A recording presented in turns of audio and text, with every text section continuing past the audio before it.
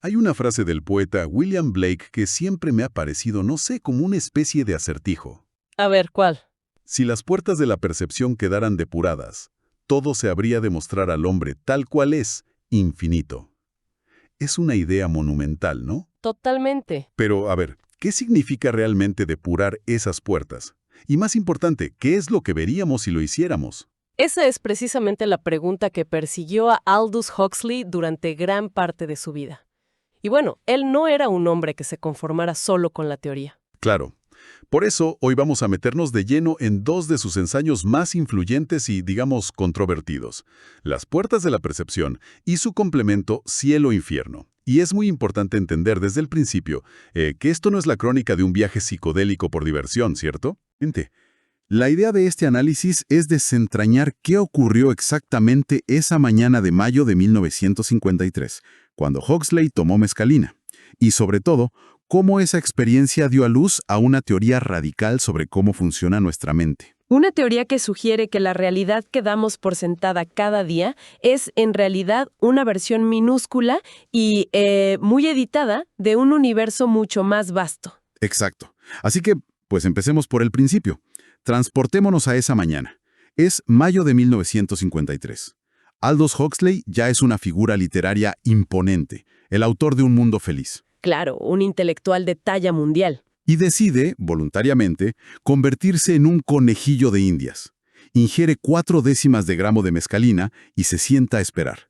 Uno se pregunta, ¿qué lleva a alguien de su calibre a dar un paso así? Puca. Huxley tenía un interés de toda la vida en el misticismo, en las limitaciones de la percepción ordinaria. Ok. Pero además había una efervescencia científica en torno a estas sustancias. La mescalina, que es el principio activo del peyote, estaba siendo estudiada por psicólogos porque producía cambios profundos en la conciencia, pero con una toxicidad relativamente baja. Y había una pista que los tenía a todos obsesionados. Una pista química, ¿no es así? Exacto. Los investigadores notaron una sorprendente similitud estructural entre la molécula de la mescalina y la de la adrenalina. La que producimos nosotros mismos. Esa misma. Esto los llevó a investigar y descubrieron una molécula llamada adrenocromo, un producto de la descomposición de la adrenalina. ¿Y qué tenía de especial? Pues lo asombroso fue que el adrenocromo, inyectado en voluntarios, podía inducir síntomas muy parecidos a los de la mescalina y que a su vez se parecían a ciertos estados esquizofrénicos. ¡Wow! De repente la ciencia se enfrentó a una posibilidad revolucionaria. ¿Y si las enfermedades mentales graves tuvieran una base bioquímica? Huxley estaba fascinado por esta confluencia de misticismo y bioquímica. Me imagino que, con todo ese bagaje, la expectativa era tener visiones espectaculares, ¿no? Ver, no sé, universos fantásticos. Bueno, esa es la primera gran sorpresa del experimento y la que lo cambia todo. Él mismo esperaba eso. Claro. Anticipaba un espectáculo interior con los ojos cerrados, geometrías danzantes, arquitecturas imposibles. Y sí tuvo algunas visiones menores, pero él mismo las califica como poca cosa. Entonces, ¿dónde ocurrió la revolución? Afuera, en el mundo exterior, el cambio no fue ver cosas que no estaban allí, sino ver lo que siempre había estado allí de una forma completamente nueva. Ok, entiendo la idea, pero ¿cómo se sintió eso en la práctica? Sé que describe algo tan simple como unas flores de una manera casi increíble. Es uno de los pasajes más bellos del libro. Estaba en su estudio y su mirada se posó en un florero con 3 flores. Una rosa, un clavel y un iris. Y de repente ya no eran simples flores. ¿Qué eran? Escribe que estaba viendo lo que Adán había contemplado a la mañana de su creación, el milagro, momento por momento, de la existencia desnuda. La existencia desnuda. No era agradable ni desagradable, simplemente era. Para describirlo usa un término del místico Meister Eckhart, Iskheit. Iskheit. ¿Qué significa? Interior, vibrando con una intensidad casi insoportable. Y me imagino que esa percepción se extendió a todo, no solo a las flores, ¿cierto? A todo. Miró los libros en sus estantes y ya no eran objetos de papel. Los lomos brillaban como rubíes y esmeraldas. Luego, su mirada cayó sobre sus propios pantalones de franela gris. ¿Sus pantalones? Sí. y se perdía durante minutos estudiando los pliegues de la tela, que se convirtieron en un laberinto de una complejidad y belleza infinitas, un cosmos de una belleza insondable. Un momento, ¿me estás diciendo que se quedó hipnotizado por sus propios pantalones? Suena casi cómico. Es que va más allá. El ejemplo más extremo es cuando mira las patas de una silla de bambú en su jardín. A ver, Las describe como milagrosamente tubulares y dice que pasó lo que le parecieron minutos o quizás siglos, no solo contemplándolas, sino siendo ellas. siendo las patas de la silla. Sí, describe una fusión de su no mismo con el no mismo de la silla. La barrera entre observador y observado se disolvió por completo. Eso ya es otro nivel. No es solo ver algo distinto, es la disolución de la identidad. Si uno está haciendo una silla, conceptos como el espacio y el tiempo se vuelven irrelevantes. Exactamente. Las categorías que usamos para organizar el mundo perdieron su tiranía. El espacio seguía ahí, pero había perdido su importancia. La mente ya no se preguntaba ¿dónde está esto?, sino que percibía las cosas en términos de intensidad de existencia. ¿Y el tiempo? Se transformó en lo que él llama un perpetuo presente. Había tiempo de sobra para todo. La necesidad de medirlo desapareció. Entonces aquí tenemos una experiencia que desafía toda lógica. Y para darle sentido, Huxley no solo la describe, sino que desarrolla una teoría sobre la mente. Y esta es la idea central de todo el ensayo.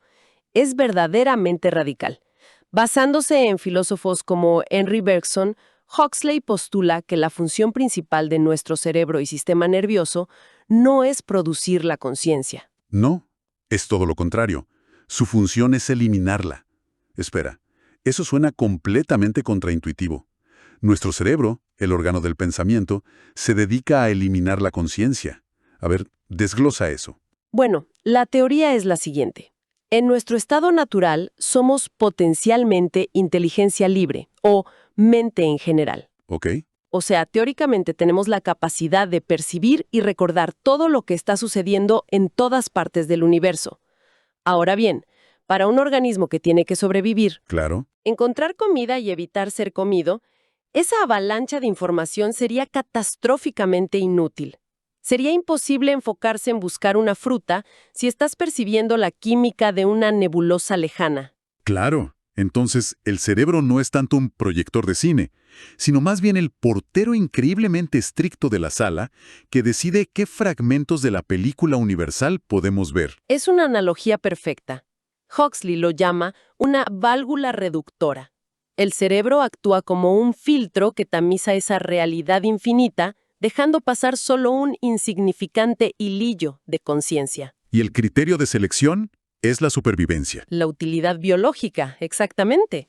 El mundo real que percibimos cada día es este universo de conocimiento reducido y, para colmo, petrificado por el lenguaje que usamos para describirlo. Y ahí es donde entra la mescalina. Si el cerebro es una válvula, ¿qué le hace esta sustancia? Abre el grifo. Más bien sabotea al guardián. La hipótesis de Huxley, basada en la ciencia de la época, era que la mescalina interfiere con el uso de azúcar en las células cerebrales. En esencia, pone al cerebro a dieta. Lo deja sin combustible. Exacto. El cerebro, privado de su energía, pierde eficiencia. Y el ego, esa parte nuestra obsesionada con la supervivencia y la utilidad, se debilita. Pierde interés en sus categorías habituales. Y con la válvula menos eficiente, el filtro se vuelve más poroso. Las cosas que normalmente se descartan por inútiles empiezan a colarse. Precisamente. La inteligencia libre comienza a filtrarse.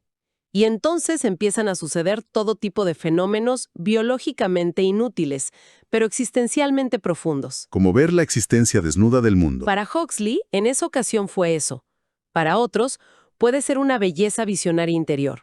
La percepción de la gloria y el infinito valor de ver el mundo tal cual es. Es una conexión asombrosa, pero él no se detiene ahí, ¿verdad?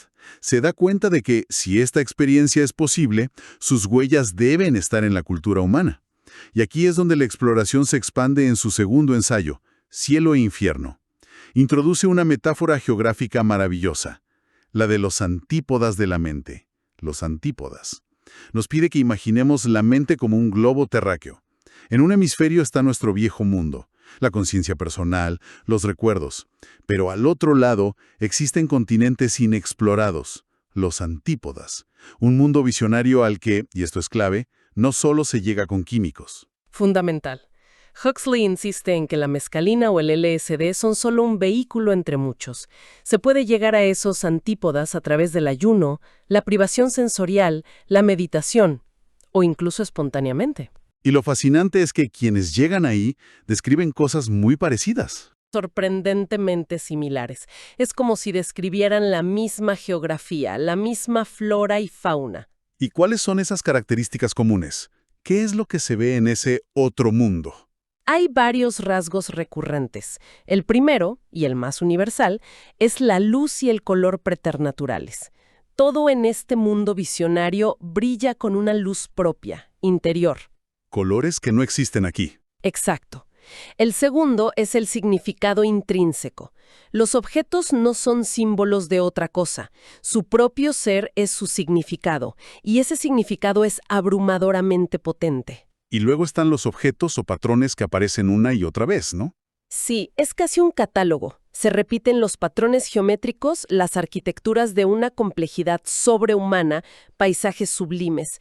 Y por encima de todo, hay una obsesión recurrente con lo que Huxley llama piedras de fuego. Piedras de fuego. Gemas, joyas, cristales, metales preciosos.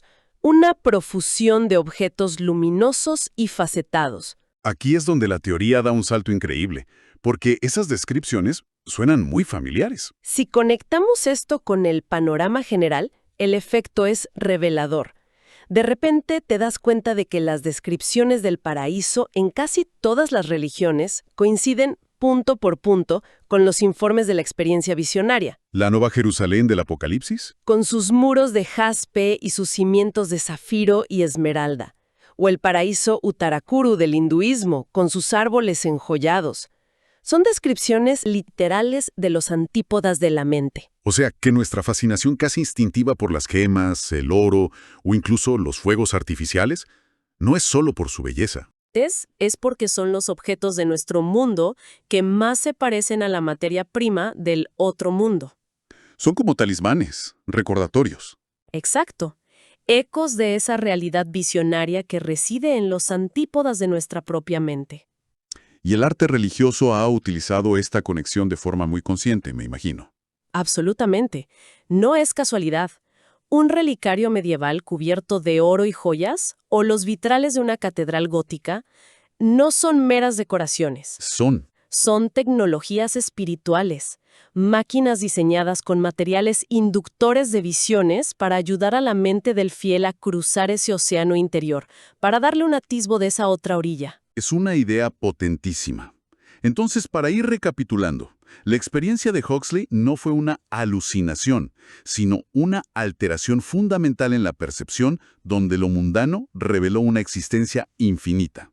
A partir de ahí, su teoría de la válvula reductora nos dice que nuestra conciencia normal es una fracción mínima de una realidad mucho más amplia, filtrada por el cerebro para poder sobrevivir. Y finalmente, ese mundo más allá del filtro, los antípodas de la mente, parece ser la fuente original de muchas de las imágenes más poderosas de nuestros mitos y religiones. Exacto. Pero todo esto, por fascinante que sea, nos deja en un lugar complicado, ¿no?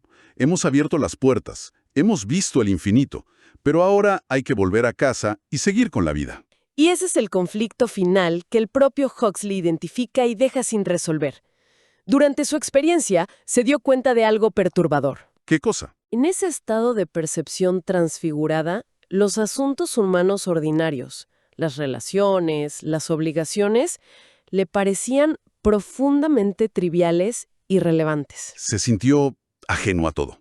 Liberado de la prisión del sí mismo, pero a la vez peligrosamente ajeno a los demás.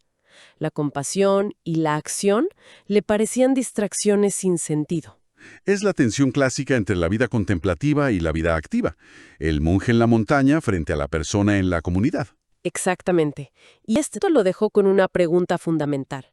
En la tradición cristiana es el dilema entre el camino de María, que se sienta a contemplar, y el de Marta, que se afana en lo práctico. con los deberes y la compasión que exige la vida en el mundo. ¿Es posible mantener un pie en el infinito sin retirar el otro de la realidad compartida? Una pregunta para la que quizás no hay una respuesta fácil.